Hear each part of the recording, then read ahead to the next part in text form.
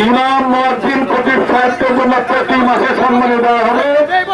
যে সম্মানী দিয়ে পরিবার পরিজন নিয়ে জীবিকা নির্বাহ করতে পারবে, পরিবার নিয়ে জীবন জীবিকা নির্বাহ করতে পারবে।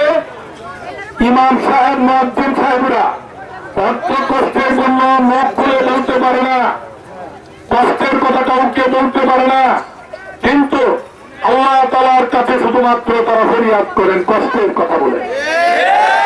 এই জিনিসটা তারেক রহমান সাহেব উপলব্ধি করে রাষ্ট্রীয়ভাবে সর্বোচ্চ সম্মানে ওনাদেরকে সম্মানিত করা হবে এবং প্রতি মাসে যে সম্মানী প্রদান করা হবে তা দিয়ে পরিবার পরিবার জীবিকা নির্বাহ করতে পারবে। পাশাপাশি ইমাম মুয়াজ্জিন সাহেবদের জন্য প্রত্যেকটা ঈদে উৎসব ভাতা প্রদান করা হবে।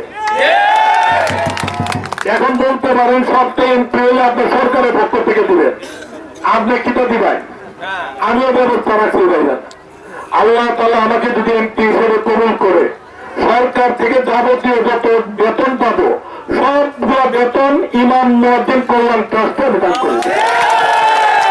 একটা টাকা আমার পরিবার পরিজনের দিকে ব্যয় করবো না, কারণ আমার একটা ছেলে একটা মেয়ে দুটোই চাকরি করে, তার মা রয়ে হারাই চালায়।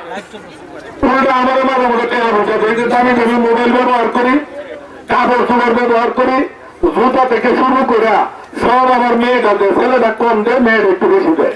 কিন্তু তাহলে আমার বউ এরা খাওয়ান দেওয়া লাগে না, ছেলে মেয়েরা দেওয়া লাগে না। তাহলে এমপি হিসেবে যা পাবো সম্মানী 1 লাখ 1.5 লাখ 2 লাখ টাকা প্রতি মাসে যাই পাবো, পুরো টাকাটা আমি ইমাম মুয়াজ্জিন কল্যাণ ট্রাস্টে দিয়ে দিই।